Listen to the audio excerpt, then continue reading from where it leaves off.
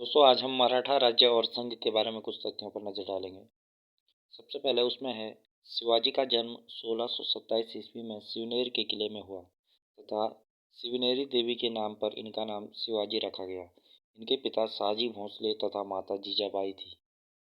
दादाजी कोंडदेव शिवाजी के संरक्षक थे तथा दरकरी संप्रदान की बात है कि संत गुरु समर्थ रामदास का इन पर प्रभाव पड़ा।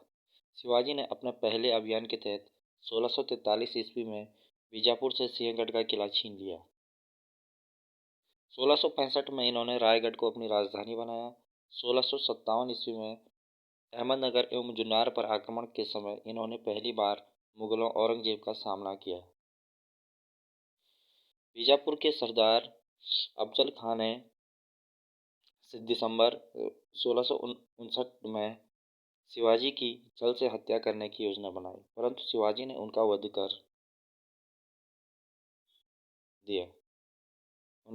दिया। अफजल खां के अंगरक्षकों में प्रख्यात तलवारबाज सैयद बांध भी था। शिवाजी के अंगरक्षक जीव महल तथा शंभूजी कावजी थे। 1663 ईस्वी में औरंगजेब ने शाइस्ता खां को दक्षिण का सूबेदार बनाकर भेजा। 15 अप्रैल 1663 को शिवाजी ने शाइस्ता खां के पूना शिविर पर रात्रि में आक्रमण किया, जिसमें शाइस्ता खां घायल होकर भाग गया तथा उसका पुत्र फतेह खां मारा गया। कचवाहा सरदार जय सिंह जब दक्कन का सूबेदार बना तब उसने शिवाजी की पुरंदर की संधि 16 जून 1665 के लिए बाध्य किया। इसने शिवाजी को 33 में से 23 किले मुगलों को देने पड़े तथा संभाजी को मुगल दरबार में 5000 का मनसब मिला। पुरंदर की संधि के अंतर्गत शिवाजी औरंगजेब से मिलने आगरा पहुंचे। 1666 ईस्वी में वे जयपुर भवन में ठहरे तथा राम सिंह कछवाहा ने उसकी सुरक्षा की जिम्मेदारी ली। शिवाजी होरजी फरजंद को अपनी जगह लिटाकर भाग निकले। शिवाजी ने मुअज्जम के माध्यम से संधि प्रस्ताव रखा, जिसे मानकर औरंगजेब ने उन्हें राजा की उपाधि दी। 1659 ईस्वी में 16 जून 1674 को रायगढ़ किले में शिवाजी का राज्याभिषेक हुआ। इनका राज्याभिषेक काशी के प्रसिद्ध विद्वान विश्वेश्वर भट्ट गंग भट्ट ने किया। गंग भट्ट ने कायस्थ धर्म प्रतीक की रचना की। इस अवसर पर हेनरी ऑक्साइडन भी उपस्थित था। इस अवसर पर शिवाजी ने छत्रपति की उपाधि दी। 1678 ईस्वी में शिवाजी ने जिंजी को जीतकर अपने साम्राज्य की दक्षिणी राजधानी बनाया। यह उनकी अंतिम विजय थी। शिवाजी की मृत्यु के समय संभाजी पन्हाला के किले में कैद था। शिवाजी को सलाह देने के लिए 8 मंत्रियों का समूह था, जो अष्टप्रधान कहलाता था। ये सलाहकार मात्र थे तथा राजा संपूर्ण प्रभुत्व संपन्न निरंकुश शासक था। शिवाजी की भू राजस्व व्यवस्था मलिक अंबर की भू राजस्व व्यवस्था पर आधारित थी। यह रैयतवाड़ी व्यवस्था जैसी थी, यद्यपि देशमुखी जमींदार व्यवस्था समाप्त नहीं हुई थी।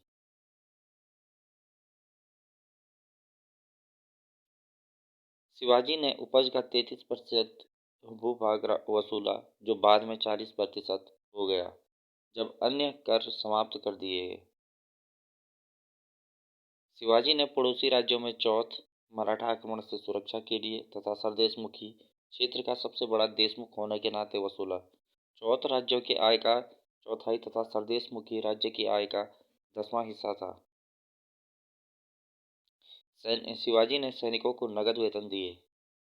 बरगीर शाही घुड़सवार थे, जिन्हें राज्य की ओर से अस्त्र शस्त्र दिए जाते थे। सिलेदार स्वतंत्र सैनिक थे। बागा घुड़सवार सेना का संगठन था। गुमास्ता सरदेशमुखी वसूलता था तथा ऊपरी बटाईदार थे, जिन्हें कभी भी बेदखल किया जा सकता था। राजा राम 1690 ईस्वी से 1700 ने सदैव स्वयं को संभाजी के पुत्र शाहू का प्रतिनिधि माना तथा कभी राज सिंहासन पर नहीं बैठा। इसने जिंजी को राजधानी बनाया।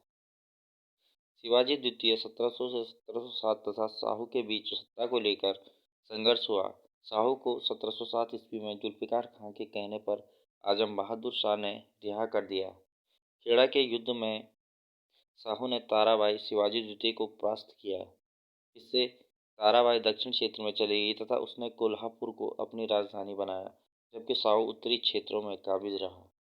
शाहू 1707 से 1749 तक ईस्वी तक ने बालाजी विश्वनाथ को 1708 ईस्वी में सेना करते सैन्य व्यवस्थापक तथा 1713 ईस्वी में पेशवा बना दिया। सतारा की संधि 1731 ईस्वी में मराठों का आंतरिक संघर्ष समाप्त हुआ तथा पेशवा बाजीराव एवं राजा राम द्वितीय के मध्य हुई संगौली की संधि 1750 से पेशवा मराठा संघ का वास्तविक प्रधान बन गया।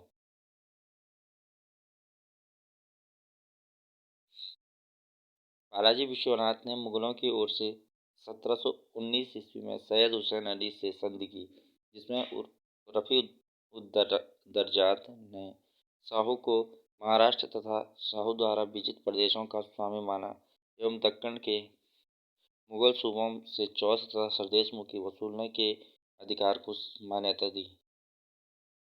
बाजीराव प्रथम 1720 से 40 के पेशवा काल में मराठा शक्ति का चरमोत्कर्ष हुआ। 1728 ईस्वी में मराठों ने निज़ाम को पालखेड़ा के युद्ध में हराकर मुंगी शिवगांव की संधि की।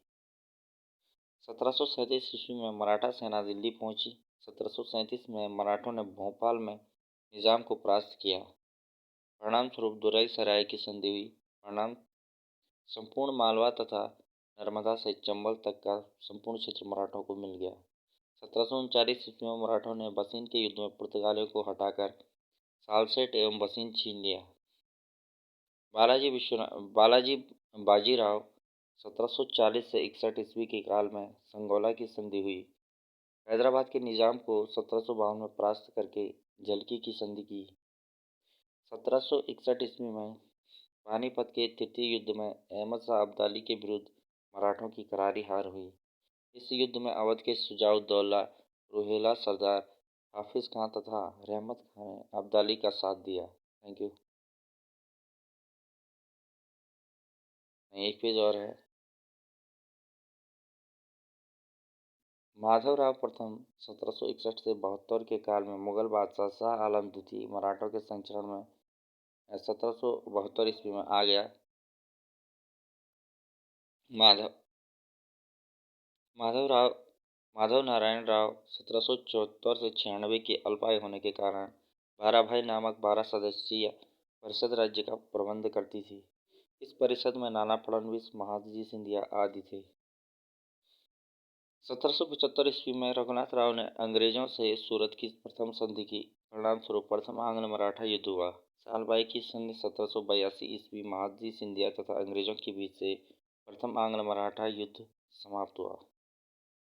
बाजीराव द्वितीय माधवराव द्वितीय की मृत्यु के पश्चात पेशवा बना। 31 दिसंबर 1802 ईस्वी को अंग्रेजों का संरक्षण स्वीकार करते हुए पेशवा बाजीराव द्वितीय ने बसीन की संधि की, जिसका विरोध मराठा सरदारों भोसले, सिंधिया आदि ने किया। तृतीय आंग्ल मराठा युद्ध 1817 से 18 ईस्वी में लॉर्ड हेस्टिंग द्वारा मराठा राज्य को अंग्रेजी राज्य में विलय करने के परिणाम स्वरूप हुआ। पिंडारियों के दमन के दौरान अंग्रेजों ने सिंधिया से ग्वालियर की संधि 1817 ईस्वी में की। बाजीराव द्वितीय को पेंशन देकर बिठूर भेज दिया गया। 1853 ईस्वी में बाजीराव द्वितीय की बिठूर में मृत्यु होगी। और इसी के साथ ही मुगल मराठा साम्राज्य का अंत भी हो गया। थैंक यू दोस्तों।